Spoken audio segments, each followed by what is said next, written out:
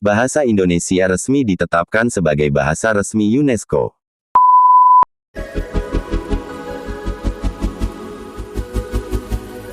Baru-baru ini segenap bangsa Indonesia mendapat kabar yang menggembirakan dari UNESCO soal bahasa Indonesia, yang mana bahasa Indonesia resmi ditetapkan sebagai bahasa ke-10 dalam tatanan bahasa dunia yang tercantum dalam buku catatan UNESCO. Sebelum masuknya bahasa Indonesia, UNESCO sudah menetapkan 9 bahasa yang diakui di dunia. Bahasa Indonesia menjadi bahasa ke-10 yang diakui sebagai bahasa resmi Konferensi Umum UNESCO, bersama 6 bahasa resmi PBB lainnya.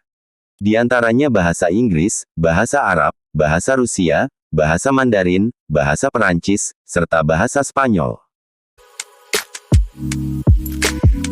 Sejarah baru tercipta di mana bahasa Indonesia berhasil ditetapkan menjadi bahasa resmi dalam Sidang Umum Organisasi Pendidikan, Keilmuan, dan Kebudayaan Perserikatan Bangsa-Bangsa atau UNESCO, pada Senin tanggal 20 November lalu, di Markas Besar UNESCO di Prancis. Alasan mengapa bahasa Indonesia diakui UNESCO sebagai bahasa dunia. Bahasa Indonesia dianggap punya kekuatan sebagai pemersatu ragam budaya di Indonesia sejak zaman sebelum kemerdekaan. Indonesia memiliki status sebagai negara dengan jumlah penduduk terbesar keempat di dunia. Secara internasional, bahasa Indonesia dituturkan oleh sekitar 3,52% populasi global. Hal yang paling membanggakan adalah, dimasukkannya bahasa Indonesia ke dalam program pendidikan di 52 negara, dengan jumlah 150.000 pelajar asing. Indonesia terus fokus pada pengakuan internasional agar dapat terlibat di dunia. Langkah ini diharapkan agar Indonesia semakin dikenal oleh dunia internasional. Hal ini tentu saja membuat bangga kita sebagai bangsa Indonesia, berkat usaha dari Kemendikbudristek. Kini bahasa Indonesia lebih berkembang secara meluas, dan menjadi bahasa yang akan dipelajari oleh penduduk dunia.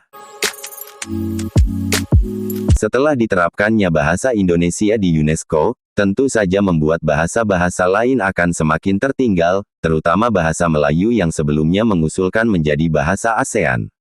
Bahasa Melayu dianggap tidak memenuhi syarat sebagai bahasa resmi, seperti jumlah penutur, kosakata yang rumit, serta dialek yang susah dipahami. Beda hal dengan bahasa Indonesia yang lebih disukai oleh penutur asing, karena memiliki struktur bahasa yang ringkas dan kosakata yang mudah. Presiden Jokowi menyatakan bangga, bahasa Indonesia ditetapkan sebagai bahasa resmi UNESCO melalui akun Instagramnya. Perkembangan bahasa Indonesia yang semakin pesat, memiliki pengaruh yang sangat penting terhadap kebudayaan Indonesia di mata dunia. Bukan tak mungkin, kebudayaan Indonesia masuk dalam daftar program UNESCO yang menyebar ke mancanegara.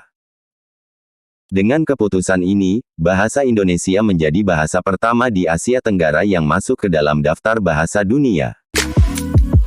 Melalui usaha dan kerja sama oleh semua pihak, bahasa Indonesia berhasil mendapat pengakuan resmi dari UNESCO, sebagai bahasa yang memiliki jumlah penutur terbesar keempat di dunia. Jika dibandingkan bahasa-bahasa lain di Asia Tenggara, bahasa Indonesia merupakan bahasa yang konsisten terhadap penggunaan bahasa dalam bernegara. Jadi sekali lagi kita patut bangga sebagai penutur bahasa Indonesia.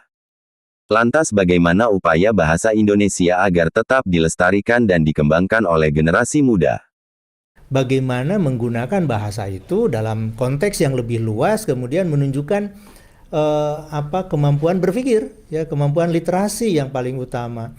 Nah, yang lain yang bukan dari jurusan bahasa terkait dengan bahasa atau sastra itu belajarnya lebih keras gitu, ya, untuk mengikuti ini, sehingga mereka karena sungguh-sungguh bahasa ini ada sebuah kemampuan yang generik, maka bisa berhasil. Nah, itu fakta yang kita baca. Kemudian, apa sih yang jadi peran duta bahasa ini?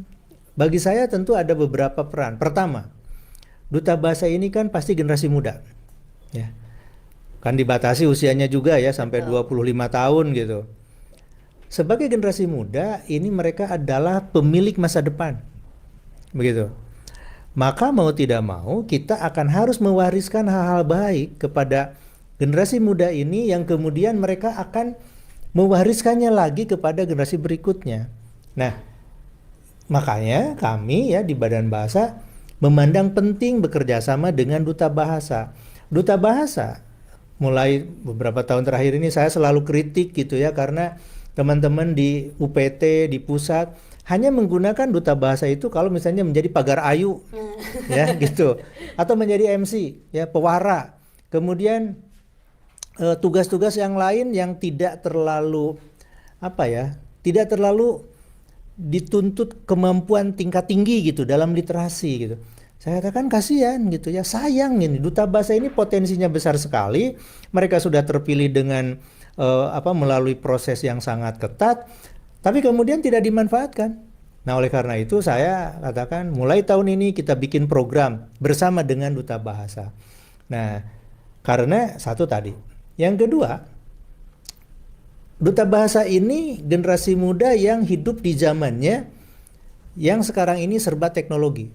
Zaman seperti saya gitu ya, mungkin generasi yang awal-awal ini kan bukan lagi bicara tentang revolusi industri 4. Kita mengalami revolusi industri sebelumnya gitu. Nah, zaman sudah berubah, maka tatanan masyarakat juga berubah, pola komunikasi berubah, harapan yang akan kita sampaikan kepada generasi berikutnya juga berubah. Nah, sekarang informasi tersebar dengan mudah. Kalau ini diserahkan semuanya kepada cara-cara lama para orang tua, maka ini akan nggak berhasil gitu. Ya, akan mandek. Nah, supaya tidak mandek, jangkauan generasi muda lebih luas gitu ya. Mereka punya akun-akun media sosial gitu, punya teman yang bisa bukan hanya lokal tapi juga nasional, regional dan global, maka penyebaran informasi akan lebih mudah. Dan gunakanlah mereka gitu, berikan kepada mereka peluangnya, bukan kita yang ngurus gitu.